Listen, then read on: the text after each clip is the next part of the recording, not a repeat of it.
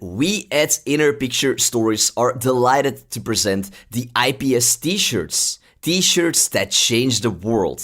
Not only does each t-shirt design tell a story and carry a message of light waiting to be spread in your life and to those around you, but with each purchase you also get to choose the cause you would like to support, where part of your money will go. The causes that these shirts support vary from the environment to animals to those struggling with mental health issues, suicidal thoughts, loneliness, and diseases such as cancer. For further information about the IPS t-shirts and about the good causes you can support, simply go to innerpicturestories.com/shirt and take a look at these stunning t-shirts that can change the world. Welcome to the Inner Picture Stories podcast. My name is Jellis Vaas, your host and the founder of Inner Picture Stories, the educational platform on life. I hereby invite you to come on a journey with me. In each episode, we will dive into the life of an inspiring person seeking lessons of wisdom about life and the world we live in.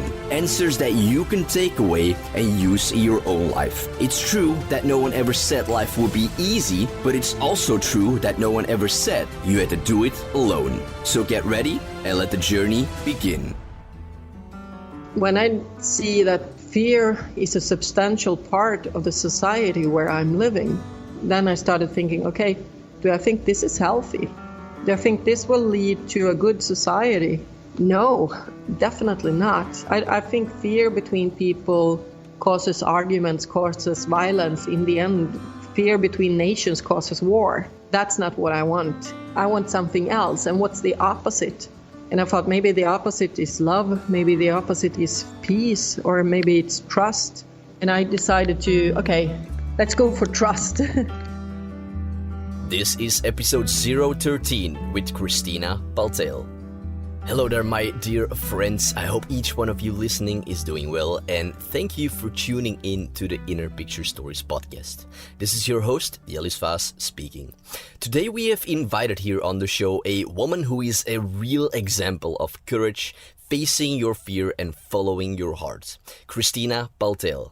She is an ultra runner, a 2-time world record holder of running on a treadmill, an adventurer, a believer, and an advocate of positive change in the world, and an all-around beautiful soul.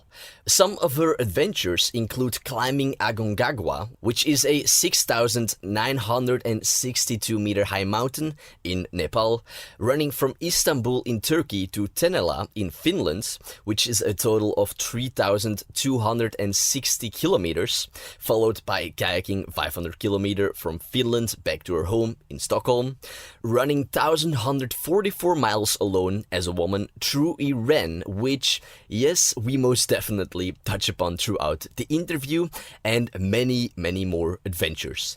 This is an interview that covers the topics of courage, facing your fears, and following your heart beautifully. Also, an important subject we talk about includes the reason why she ran 1,144 miles alone through Iran. We hear and see on the news but one side of the coin, and this is the negative side, the drama in this world. Very rarely do we see the other side, the positive side, the love and kindness there is in this world. With this run through Iran, Kristina wanted to face her own prejudice and fears of a country and people that were unknown to her, but which have been given a very wrong and unjustified image because of the media. Mainly, what we see in the media are the politics, not the day-to-day lives of people who simply want to live in peace and happiness.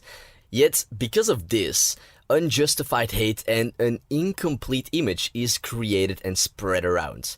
With this run, Kristina wanted to see the truth through her own eyes instead of through the eyes of the media. What happened? Well, I will leave that story for Kristina to tell during the interview. One final note, the audio starts off a bit badly, but if you give it a few seconds, it picks up much better around the second question. This is one of those interviews that gets better and better every minute. So stick with it and I can guarantee you it will not disappoint. With that, enjoy this interview with the one and only Kristina Paltén. Kristina, a warm welcome here to the Inner Picture Stories podcast. I'm so glad to have you here and just many thanks for taking the time to do this interview. You are a very inspiring woman who has done some astonishing things that I can't wait to dig deeper in. Thank you. It's very nice to be here. So before we do dig within the main subject of this interview, I always like to start with 3 simple starting questions for both of us to get a bit warmed up. The first one that I have for you, Kristina, is what do you think is the cause of unhappiness in most people? I believe that every person has a purpose or a calling. Staying away from that purpose or calling causes unhappiness. Yeah.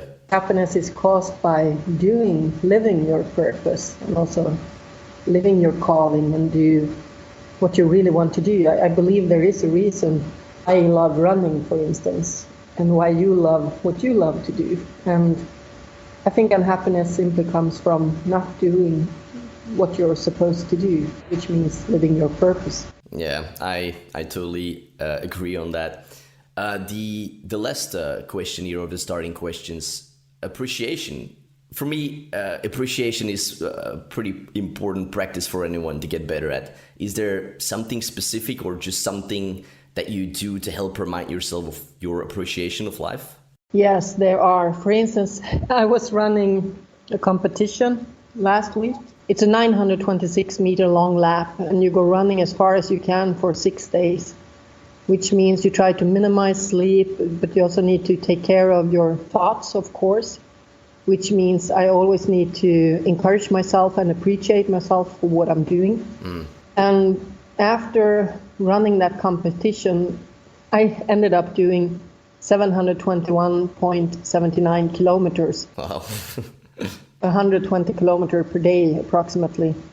Body is totally weared out. But at the same time, when I wake up the day after, there's so much gratitude. There's so much just enjoying to see the sharp edge of a cloud towards the sky, or how the sun is shining through the leaves in a tree, or the way the birds are singing, or to hear the wings flapping. So I think after such a big exhaustion, I become very, very present and also pay attention to little details that I usually don't, and also being grateful for them. Yeah, it's mostly, life is pretty much in the small details, so it's pretty good to pay attention to them too. With that final question, actually, of the starting questions, let's move to the main subject of the show, which will be about some of your adventures, ultra running, courage, and following your heart. Because when I think about you, these are the elements that I feel that you are an incredible example of. Thank you. Now, you are quite an adventurous person. You've broken 2 world records, which we will come to talk about soon. You're an ultra runner, you climb mountains, sail across the ocean, went on some awesome kayak adventures, and just many more things.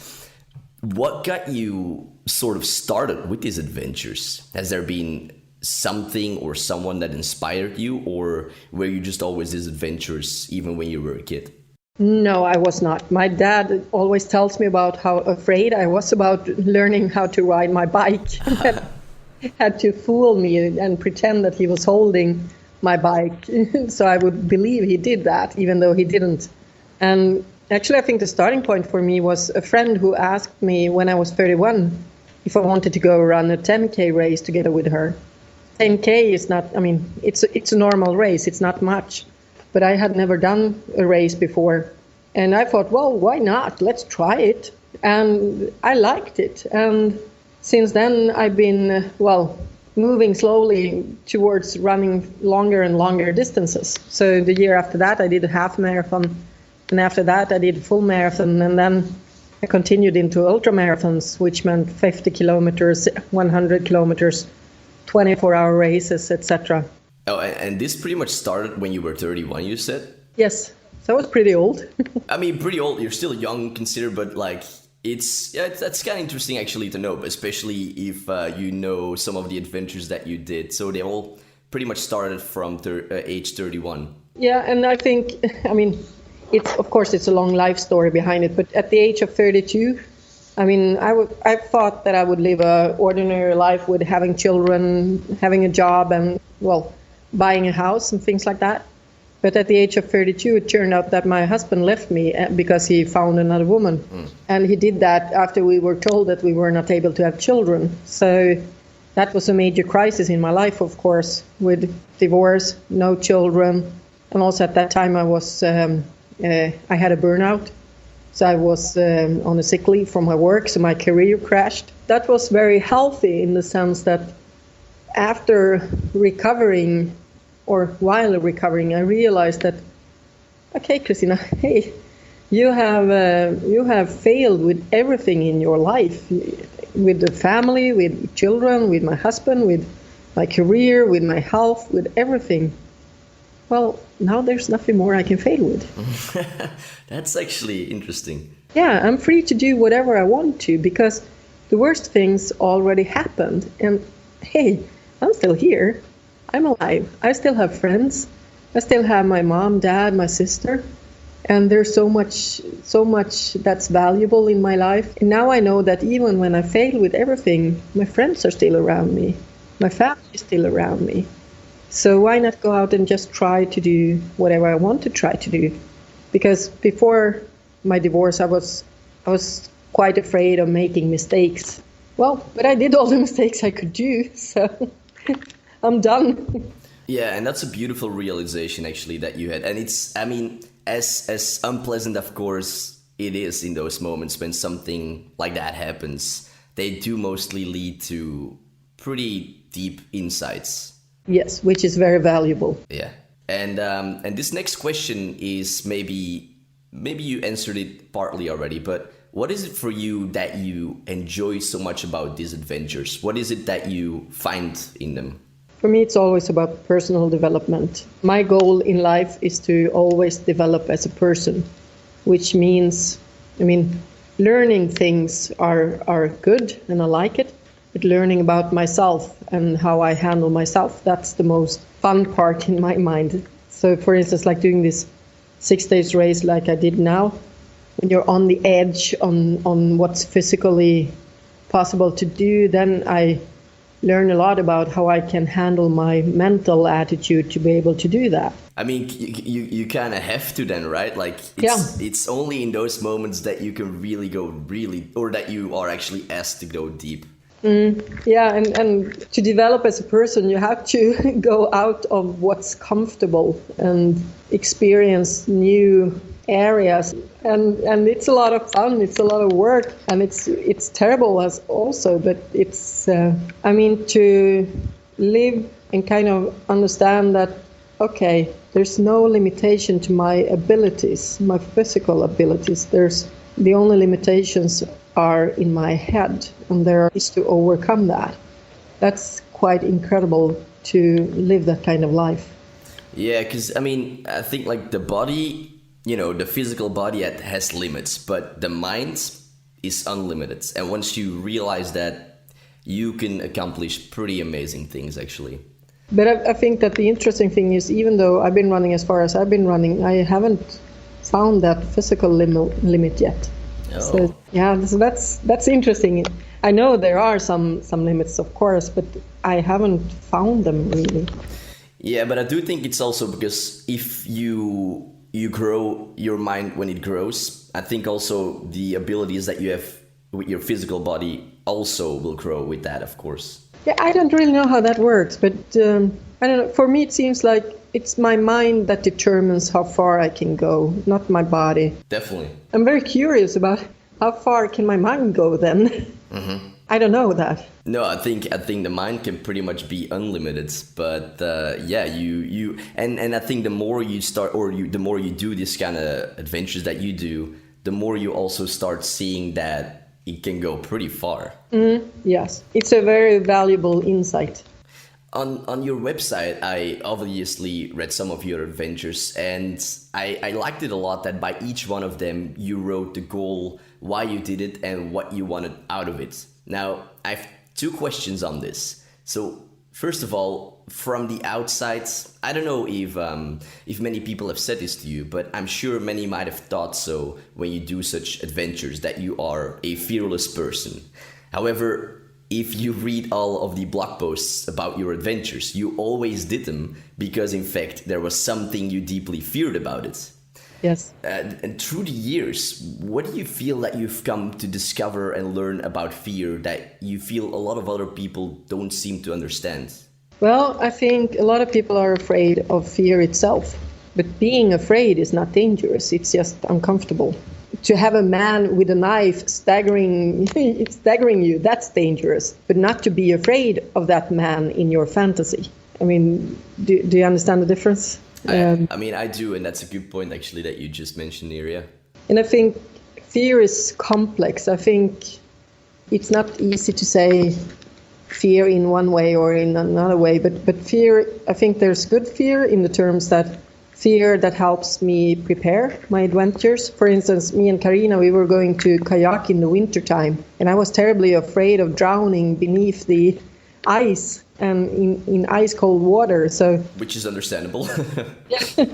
And of course we learned how to rescue ourselves in those cold circumstances. We bought dry suits. We prepared. We learned how to handle the cold, and in that sense, I'm afraid of drowning in ice cold water, so I learned how to avoid. I don't avoid paddling through ice cold water because I want to do that, but I learned how to handle the danger of possibly drowning.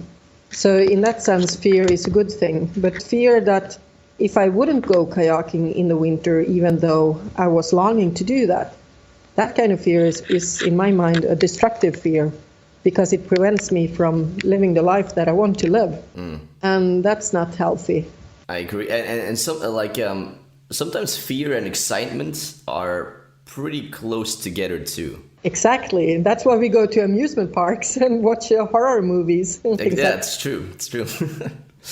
So, secondly, on that, is there anything you do before each adventure that helps you to cope with fear better? Do you have any kind of exercises, or is there something specific you say to yourself, or how do you mentally prepare for yourself, if you do anything specific at all, of course? Yeah, I do prepare both practically and mentally. And practically, I write down what I'm afraid of, because it's a kind of risk analysis. And I want to succeed with my adventure, so I try to avoid those risks. And then, if I write down what I'm afraid of, then I can also prepare action so those things won't happen. So that's the practical part. But also mentally, I usually set up a goal vision, which means, for instance, me and Karina, we were running from Turkey to Finland, and then we kayaked from Finland to Stockholm. And we visualize and see ourselves kayaking side by side to the city hall in Stockholm. And that's, in my mind, a really powerful tool to create that goal vision inside my head. So my entire body, my entire person knows that this is the way it's going to be when we're done. So, and for instance, when I did the world record on treadmill, I also did similar goal visions. For Iran, it was more difficult because I didn't know what it would look like when I was there. This is something that you hear a lot by many athletes, that they visualize mostly the race, that they can step by step already see what's gonna sort of come. Yeah, and I truly believe in it, and I know that it works. It worked very well for me during the world record, for instance. Yeah, so talking about that, let's talk a bit more specific about some of your adventures, starting with the first world record you broke, which was running 12 hours on a treadmill, where you ran 107.49 kilometers. How did that decision happen? What made you want to do this?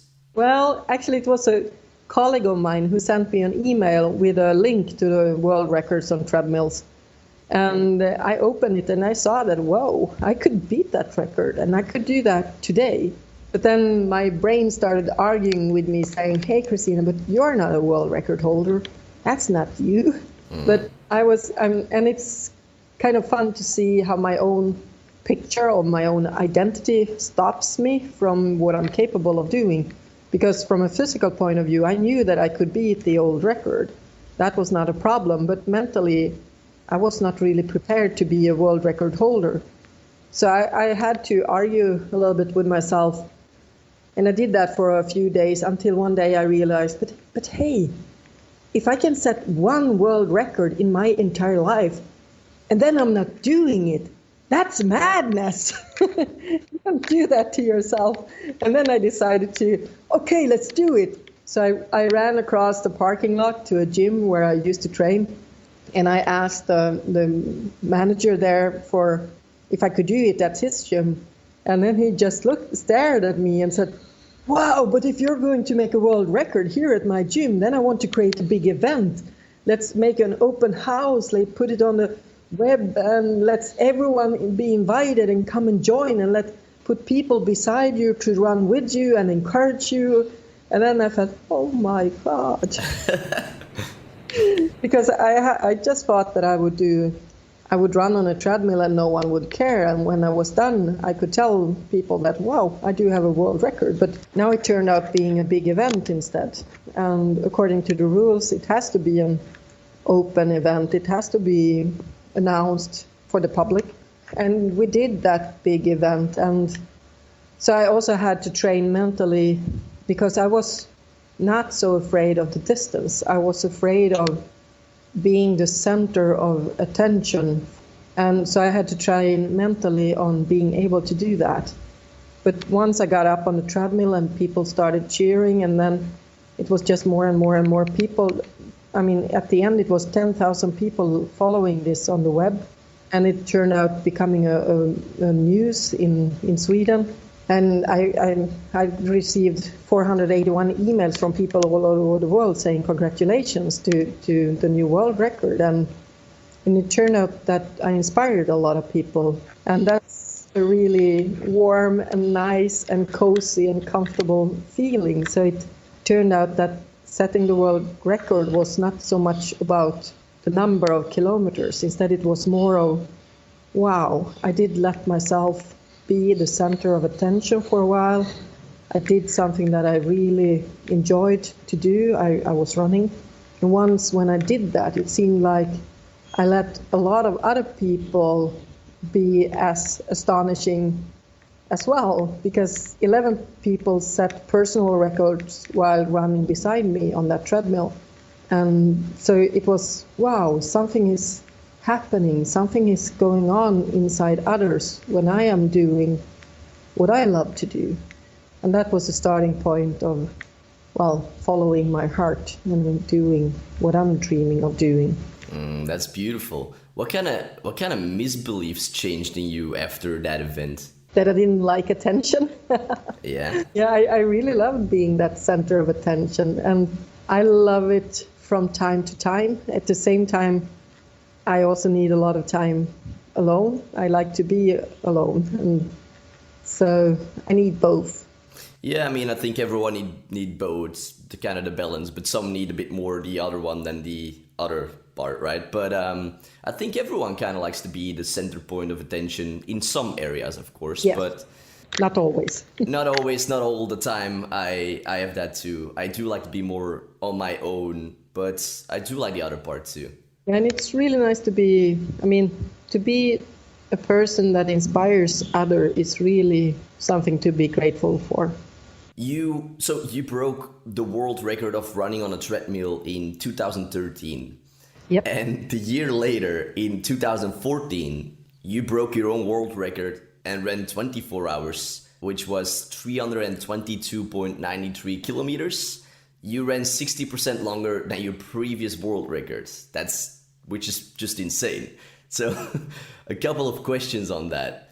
I will come to ask this question one more time later in the interview, but how did you prepare for this? Like, when did you start working out for it? How did your training schedule look like? And also, how did you prepare mentally for beating your own world records?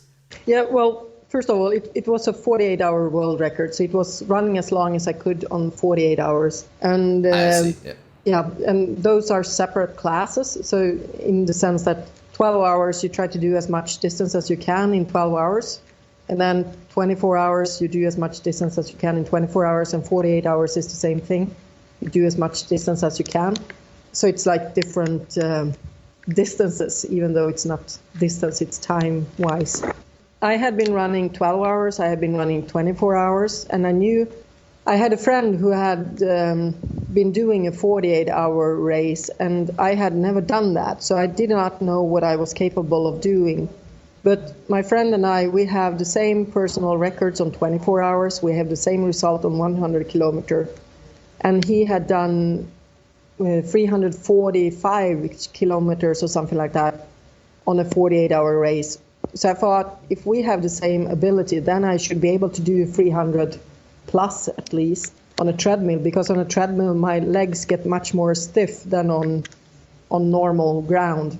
Is there a reason for that, or is that just... There are no hills, no drops. So and when it's flat, your legs get more stiff.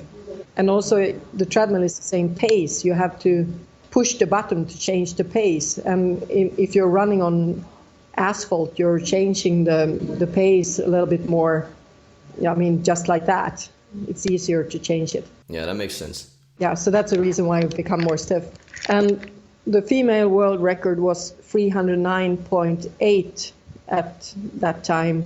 So I thought, okay, if my friend can do 345, well, then I definitely should be able to beat 309.8. At the same time, the maximum distance I had made it before was 201 kilometer on a 24-hour race. So, and I know that I usually get tired in the end of a race, and I didn't want to become that on the world record. So I did not want to set the goal to just beat 309.8. So I did find that there was a Finnish male who had the Nordic record for male, and it was 318.54. So I wanted to beat him as well. So it turned out that I set my goal to 322 kilometers. And the friend that I mentioned that had done 345 on 48 hours, he was running around 50 to 100 kilometers a week for training. And I thought, well, if he can do 345 kilometers on that kind of training, why not double his training and do 100 to 200 kilometers per week in my training? Then I will be safe to be able to beat the world record. So that's, the basic planning. And I did start training 13 weeks ahead of the world record, trial. Yeah, right. And I did make a small plan for myself. But most of all, I did a lot of mental training, because when you do set a world record, you need 2 observers all the time. And I knew the people who were going to be observers, and I could make a film in my head where I could see myself coming to the gym, starting running on the treadmill, seeing the first couple of observers being there, see how they leave, see how the next couple come, and while I'm still running all the time. And then just play that movie in my head all the time until I passed the female world record, I passed the Nordic male record, and I did end up at 322 kilometers, turning off the treadmill, and then taking a shower, putting on my clothes, and then go to a bar and have a big burger together with my friends and celebrate. You more than deserve that, I would say. Yes. So, I only guess now, but I would assume that there must have been a moment that you thought about giving up while you were running. Was there any moment like that? No, actually not. Because that's interesting. I did a lot of mental training, and when I came to the gym and the first pair of observers asked me, but Kristina, if your plan will not work, are we going to recalculate it for you then? I simply couldn't understand the question. Mm-hmm. Of course it was going to work. There were no plans of something else. I see. You already put it in your head that you sort of already did it. I totally programmed my my head and my body that this is the way it's going to happen. And actually that's the way it did happen. So I did run 322.93 kilometers. That's amazing. Yeah, and I think that's why I can say that mental training really works, because it really helped me I was so totally focused on this is the way it's going to be, and that's the way it also did become. Yeah, I mean, honestly, the physical part is the easiest part, but the mental part is the hardest, but the most important. Yeah, it is. And I think a lot of people put attention into physical training and also into, well, setting a goal. But what I see is that a lot of people sometimes forget to have a clear vision of when you're done. And that means, for me, that's sitting in that bar, eating that burger together with my friends and celebrating. That's the goal vision. Mm-hmm. That's good. That's actually very interesting to hear. A good goal and a good goal vision in my mind is behind the actual goal. I mean, I only needed to do 310K to beat the old world record, but my goal was 322. Oh, so that's I see. burger. Yeah. And also the goal vision is having the burger, not just ending my run on the treadmill. Right, so already having the celebration part, already visioned that too. Yes. So breaking that world records, and I'm sure in addition to other things, but setting that world record led you that following year, 2015, to another big adventure of yours. One that received quite some media attention from all over the world, and for good reason, as it's astonishing what you did, to run 1,144 miles alone as a woman through Iran. And for those here from Europe, that is 1,841 kilometers. Now, before I ask some questions about that, I want to ask something different first. You are big on following your hearts, and you truly are a beautiful example, Kristina, of what can happen when you do follow your hearts. For those who are listening, who are afraid to follow their hearts, and there are many people who are, either because of expectations from someone or simply living with the fear of not wanting to fail.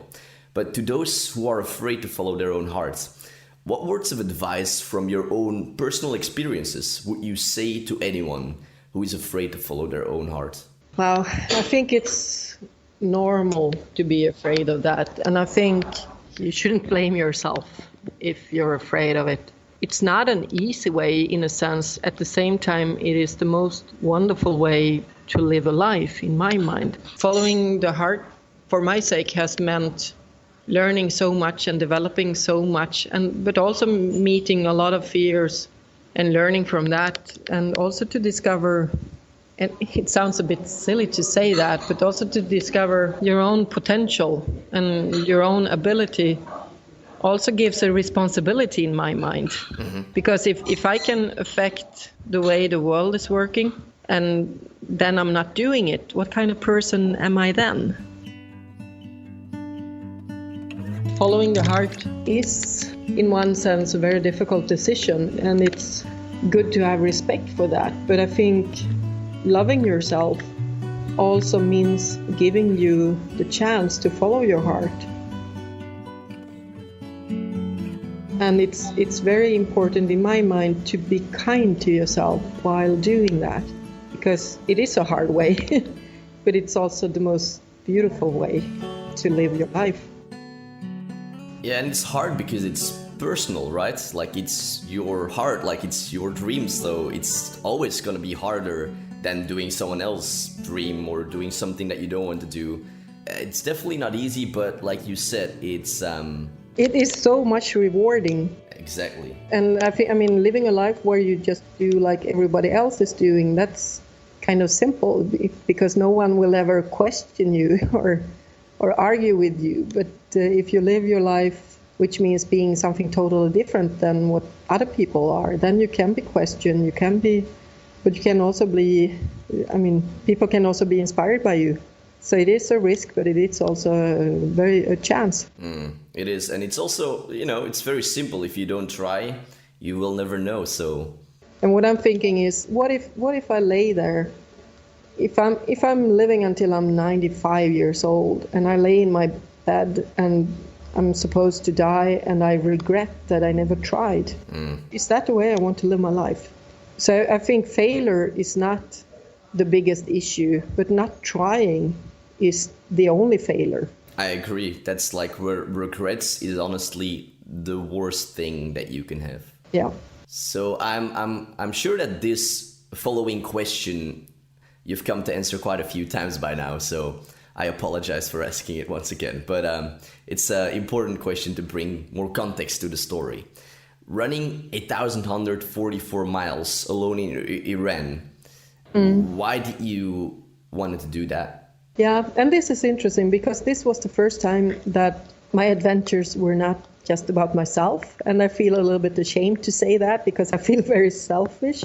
But this time it was about that I wanted to affect the society where I am living. In Sweden, we have a xenophobic party that is growing quite a lot during the recent years. And in my mind, I think that xenophobia is a lot about fear between people who don't know each other, people with different cultures, values, whatever. And when I decided to do the 12-hour world record, my decision was actually never to let fear rule my life. I could have not done that attempt because I was afraid of failure. But that's not the way I want to live my life. I want to live my life by what I want to achieve. When I see that fear is a substantial part of the society where I'm living, then I started thinking, okay, do I think this is healthy? Do I think this will lead to a good society? No, definitely not. I think fear between people causes arguments, causes violence. In the end, fear between nations causes war. Yeah. That's not what I want. I want something else. And what's the opposite? And I thought maybe the opposite is love, maybe the opposite is peace, or maybe it's trust. And I decided to, okay, let's go for trust. And so I thought I want to act for a world or a society of trust between people. And I thought that the biggest fear was between the Muslim world and the Western world. And we see similar patterns in other countries in Europe as well. So I'm a part of the Western society. So I thought if I want trust, I need to give trust, because trust between people is an exchange process. So me and my friend Karina, we had been running from Turkey to Finland, and I knew that I was able to run long distances. So I just thought, well, what if I put on my running shoes and go doing exactly what I usually do, and then do it as a single woman through a Muslim country? And then I chose Iran because it is a Muslim country by the way it's run. It has Sharia laws. And in my mind, a single woman should not at all be able to do that. But I also knew from the run from Turkey that my prejudice about the countries we were running through they were completely wrong. So what if my prejudice about Iran are wrong as well? What if it works to run there as a single woman? And what if I put all my trust into the hands of these unknown people and it actually works? How will I affect my society here back at home then? This also reminds me of, it's a TEDx talk, but it's also a guy who traveled or backpacked around the world. But in each country that he was in, and he was like hitchhiking, the people in the car were always talking bad about the country that he was going to. But then each time that he was in the other country, everyone was treating him with a lot of respect and doing the total opposite of what the other people were saying. So we do have a very wrong idea of these kind of countries because we don't have all the information. We only hear what comes on the news mostly. And you shouldn't only believe that because that's just one tiny part of everything that is happening. Yeah, and I mean, if we talk about Iran, I mean, what we hear on the news are about the politicians in Iran. Yeah. Very, very small fraction of the population. There's 80 million people in Iran. You cannot judge 80 million people out of an undemocratic government. You can and you shouldn't, but people pretty much do it because that's what they only see. Yeah, because that's the only thing we see. And I also think our brains like to make the world black and white because it's easy for us to understand them. And also our brains are more sensitive to threat than to trust. So it's very easy to end up believing that things and people are dangerous. It is. And I mean, also, people should, like, the news or the mainstream news pretty much sells what it can sell the best. And that is drama because we're more attuned to actually picking that up. So it's actually kind of good to know that fact because that's why you only see bad things mostly in the news. Yeah, because we trigger more on threats. Exactly. So I'm very curious to hear how you prepared for this run in Iran. I mean, the distance is one thing, but then there's also the heat. How did you train for all this? Well, for the heat, I knew it was going to be warm. So I did try to make some special clothing. I need to cover my body. It's according to the laws in the country. But I could not really find good clothing. So, but what I did, and what a friend gave me, was really a brilliant idea. He gave me a cap for kayaking, which has a piece of cloth in the neck to cover from the sun. So I did not wear a hijab. I just have that cap. And that was really good because then I did have a running hijab that looks like a balaclava, and then it's covering the throat and everything, and it's just too warm. But with the cap, I mean, it was just like wearing a regular cap. And then I put my hair in a ponytail and covered it with a cloth in the neck. And then I had, long-sleeved running jacket and trousers that were, not tight. How warm was it actually in Iran? Because I could imagine pretty warm. It was, plus 45 degrees Celsius quite a lot of the time. Oh, God.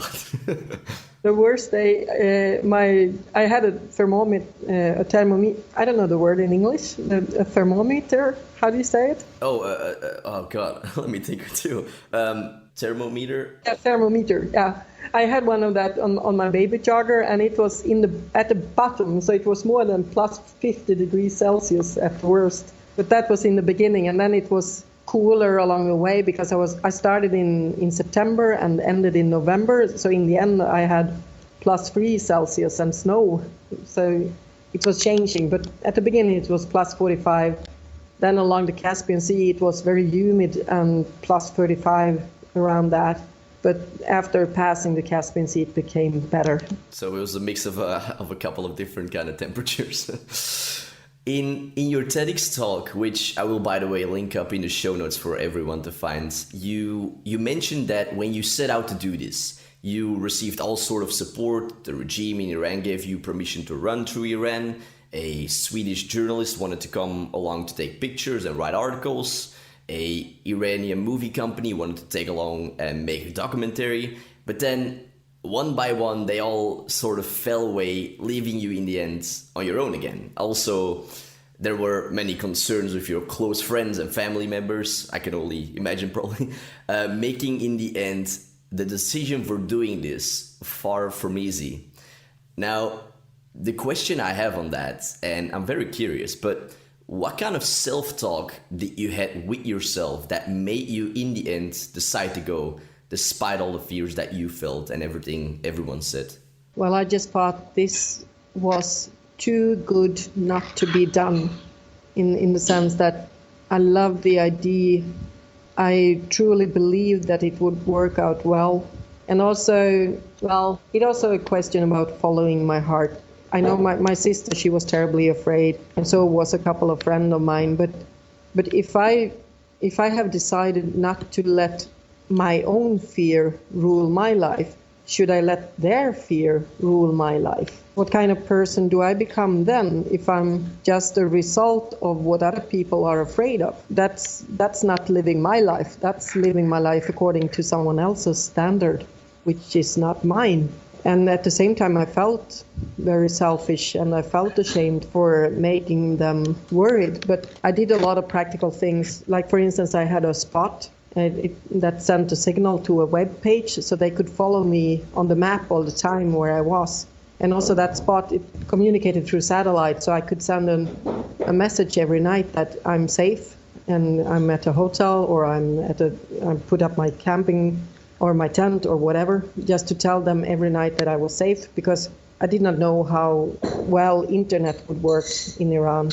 And also I did contact the Swedish embassy in Iran and had a special contact person there. I gave that contact person's phone number to my sister, to my friends, to my partner, etc., so that they knew where to turn to if that spot on the map would disappear. Right.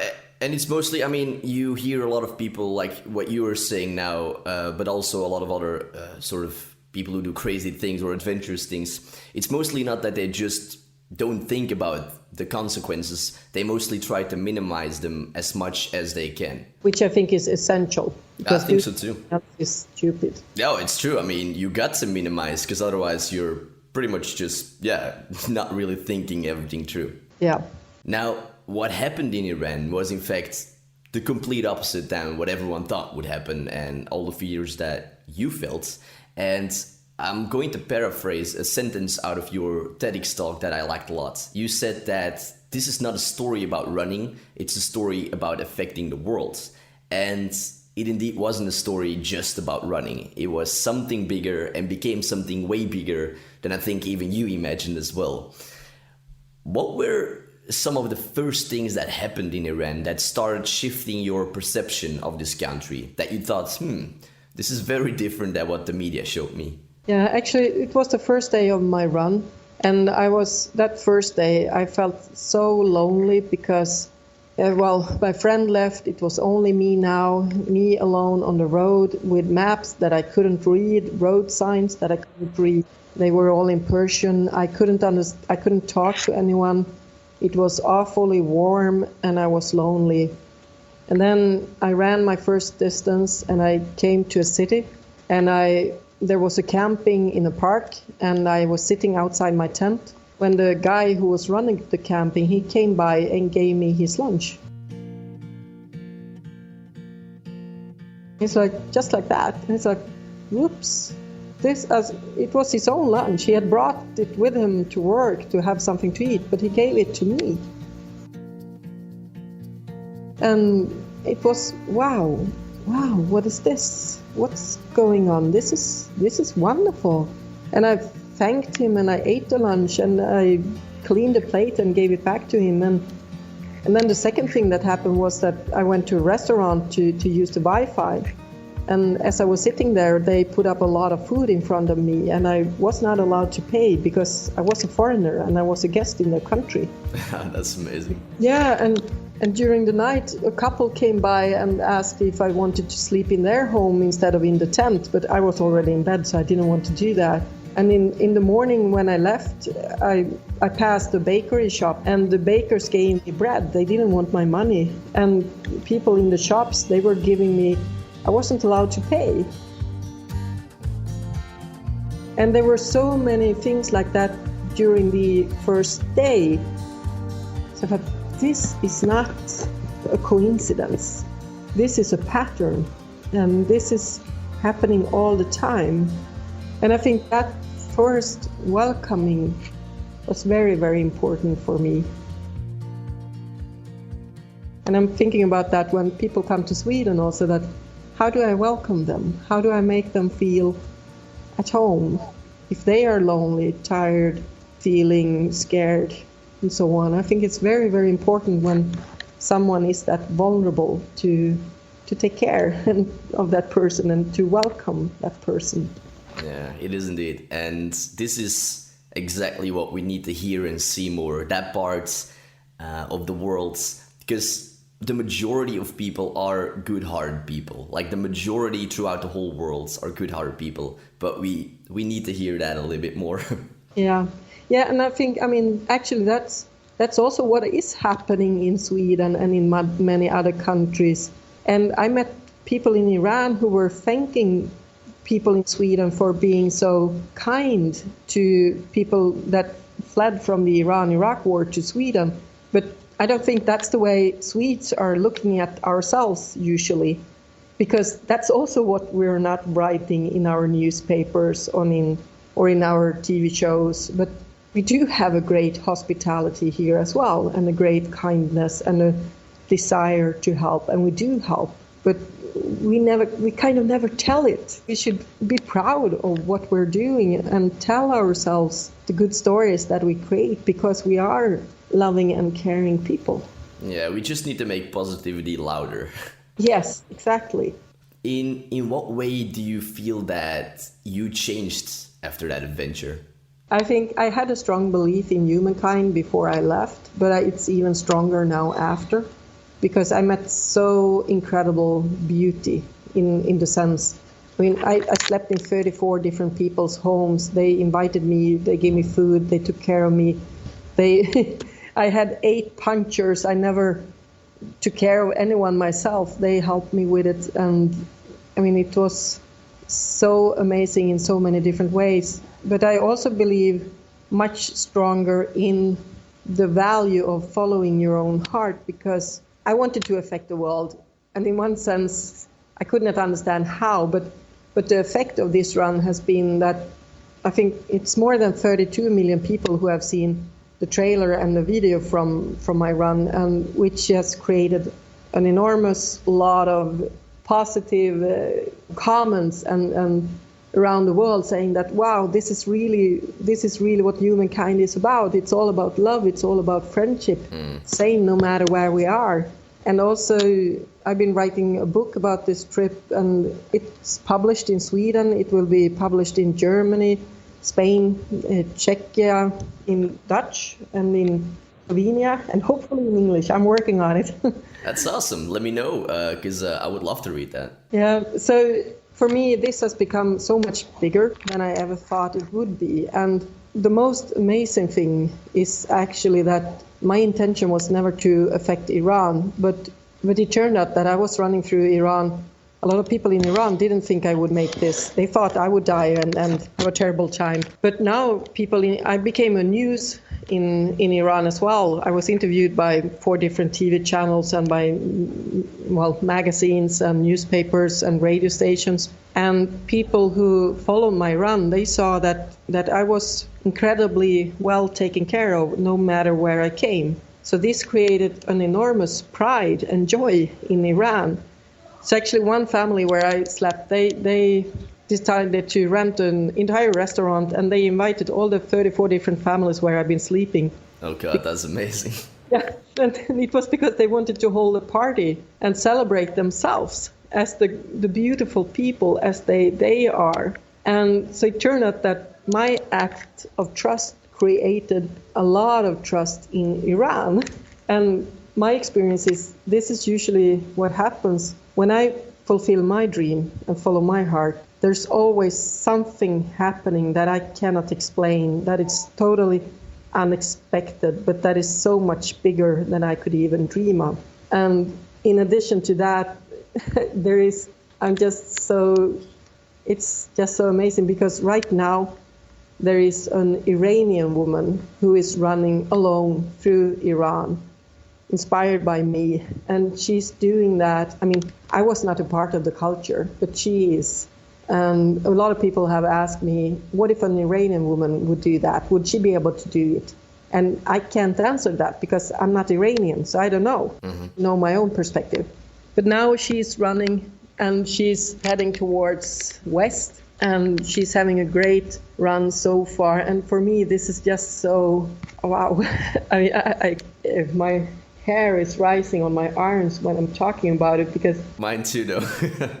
I mean, if I could inspire an Iranian woman to do this, and with her action, she's so much more acting for freedom for women in a country where the laws are, they are not very good towards women. And her contribution can actually be to change that country towards the better for women in her country. And if I could be a little small part of inspiring her to do that, that's just so great. Yeah, and that's where it's all about, just following your heart, because only then such things can happen. And this is just so amazing to hear. And that's the reward that comes with it. Exactly, that is the reward. That's so true. Kristina, I just have 3 more questions here on the main subject for you, as I don't want to take your whole day.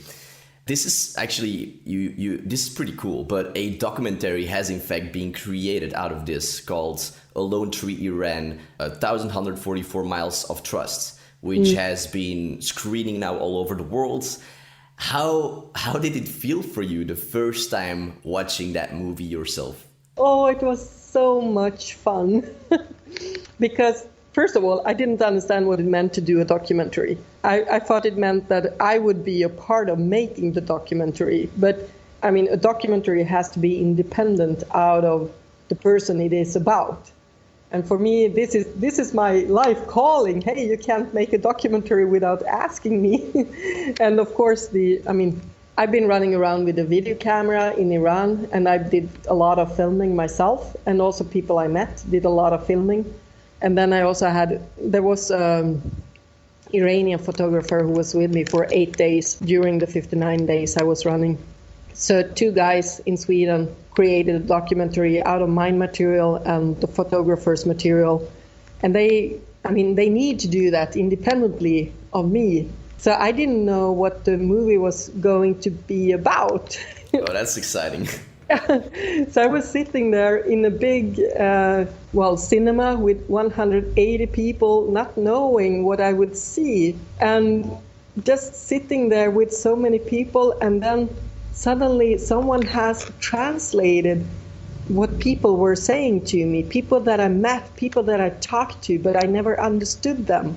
And now they had translated it, and I could understand, and it was just hilarious. It was so amazing, and to suddenly hear those people, what they were saying to me, and it was just amazing things. For instance, there was a man saying all the time, he was saying, "Yesterday, what time is it? Yesterday, what time is it?" And I got kind of a little bit annoyed by him because it didn't make sense to me. In the movie, he's turning towards his friend, and his friend is asking, "What are you telling her?" "Well, I'm saying everything that I know in English." Oh, God. So it's a lot of things. It was just amazing to see it the first time, and I've seen it so many times. It will be a screening tonight in Sweden as well, so I will go there too, and it's still amazing to see it. I think I've seen it maybe 25 times. I mean, how amazing is it that they made a documentary out of something, such an adventure of you? And I don't know, I can only imagine this to be such an amazing thing to see. Yeah, it's just wonderful. And it will go to a film festival in Switzerland now in May, and then to London in August, and to Scotland and to Australia, and it has been rewarded with a prize in Russia. And that's also just amazing to see how it's kind of traveling around the world. Wow. It's one of my babies kind of traveling around the world, and I have no idea where it's going, but it's a lot of fun to see it. Yeah, you more than deserve that, actually. And that's cool. So even in Australia. Yeah. So I'm always curious to ask this following question. We all face difficult and challenging times in life. Life is not for no one just a perfect straight road. It's rather a road full of bumps and challenges. What for you do you feel that whenever you are facing such a difficult time, no matter what happens, helps you tremendously to deal with them? Is there a certain mindset or belief, a quote, an exercise or something? Actually, I do believe in God. And I think that really helps me. And believing in God in my way, the way I do, is believing in following my heart is always the right way to go. And for me, I believe that there is a higher purpose with each and every one of us. And I believe there is a reason why we like to do whatever we like to do. And I tend to call that God. If you don't call it God or call it something else, I don't mind. You can call it whatever you want to. But for me, the thing that brings you joy, the things that's really meaningful to you, that's, in my mind, the divine part of a person. And, well, I simply believe that there is a purpose why we're here. And, well, for instance, my divorce, it was my divorce and not being able to have children and being on a sick leave at the same time. It was a horrible time, but I think I was on the wrong direction with my life, and that was life's way to tell me, hey, wake up, turn into another direction and do something else. And that was good, because my life has turned out being so much better after that. So I believe that even in the darkest moments, there is a meaning. Yeah, I think life is always trying to steer us in the right direction, but we can keep ignoring it, but life is always trying to help you back on the path where you actually belong. But it's about, listening and seeing actually that in those difficult moments, maybe there are actually opportunities. Yes, I think so. And maybe you don't see it right when it happens, I mean, for instance, during my divorce, I had 6 months that were just totally black. I don't remember almost anything of it. Of course, I couldn't see a meaning by then, but I could see it a couple of years later. So I think it's really valuable for me to believe that that meaning exists and know that it exists even during that black time. Yeah, which is challenging, which is not easy, but I do think believing in a higher something is very helpful in life. Yeah, I think so too. So the last question here is likely one that you've been asked a few times, but how does the future look like for you, Kristina? Are there any other adventures waiting ahead, or any other projects or current objectives? Well, actually, currently I don't really know, but that's also an exciting part, to just swim around in life and see what's going to happen in one sense. But I have ideas. I've been writing that book now. The documentary is ready. I've done so many lectures about the Iran run, and I'm really happy about making them. At the same time, that's my past. It's not my future. So I've been starting dreaming, and I recognize this pattern. Usually I do something, and then I need to recover for a while, and then after I recovered for a while, a lot of ideas starts popping up. Right now, me and my friend Karina, we're thinking about maybe we should bike through all the Stan countries, which means Kazakhstan, Uzbekistan, Turkmenistan, Afghanistan, etc. Oh, wow, yeah. And that could be really nice. And I mean, the issues there are Pakistan and Afghanistan, of course. But in Iran, I met a woman, an ultramarathon running woman. Her name is Masa, and she's running together with women in Afghanistan. And there's also Stephanie, I don't remember her last name, who created an organization that's named Free to Run. And she is having running groups in Afghanistan. So I'm thinking there are women running in Afghanistan. It would be so nice to go running with them. That would be amazing, yeah. Yeah, and I'm thinking if women can run in Afghanistan, then maybe it's possible to bike in at least a few areas, hopefully. I don't know. That would definitely be interesting. But also I've been looking at, running through Kalahari Desert. I mean, when I was in Iran, I was for a while thinking that next adventure will be cold and not so many people. Not so many people in the Kalahari Desert, and also during the Swedish summer, it's reasonable temperatures there. So that could be interesting.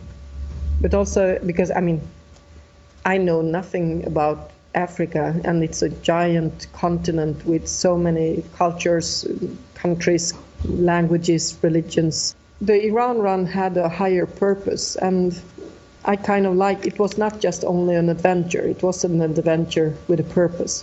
And I would like my next adventure to have a purpose as well. And I haven't really found that edge yet, but it usually takes a while, so I hope I will find it. I'm sure you will, but it's definitely like the combination of both of those things that makes a pretty amazing experience. Yes. And it's so much more worth it when there is a purpose. It is. Kristina, I thank you just so much already for this interview and sharing your story, experiences, and lessons. Before we say goodbye, I like to end this interview with 2 final end questions that I ask all my guests. And you can take your time with them, no rush in answering them immediately. The first one that I have is, what words of wisdom, what advice has helped you through your life? There is a Swedish mental trainer, Lars-Erik Unestål. He did say once that the human is not a result of her experiences. She is the reason for her future. And I kind of like that. That's a beautiful quote, yeah. Yeah. Before I ask the last question, Kristina, what is the best place for people to stay in touch with you and to learn more about you? I think it is, my Facebook, Kristina Paltén, and also Instagram with Kristina Paltén, and also my homepage, which is palten.se. And I write on both English and Swedish on my webpage. That's perfect. I will link this up for everyone to find in the show notes. The final question that I have for you, Kristina, from everything that you've seen, experienced, lived and learned in your life, what is the one thing you know to be true? Life is a gift. Life is beautiful. Just live it. That's beautifully said and very true. Kristina, it was a true pleasure having you here on the show, and thank you just so much for your time and for being such an inspiration. Thank you. It was a very nice interview and very nice talking to you. And there you go, everyone. That's it for this most inspiring episode with Kristina Paltén. I hope you enjoyed it as much as I did talking with her. She truly is an incredible human being with a most beautiful heart. If you'd like to follow Kristina, check out her adventures and see what she's up to, or get in touch with her, go to her website at www.palten.se, or simply click on the link located in the description, which will pull up the show notes of this episode, where you can find links to her social pages, everything we talked about, and much more. With that, thank you for spending time with Kristina and me here on the Inner Picture Stories podcast. I hope it brought you value, and I hope that if you join me for another adventure, another episode of the Inner Picture Stories podcast. Until then, all the best. This is Elis Vaz, signing off.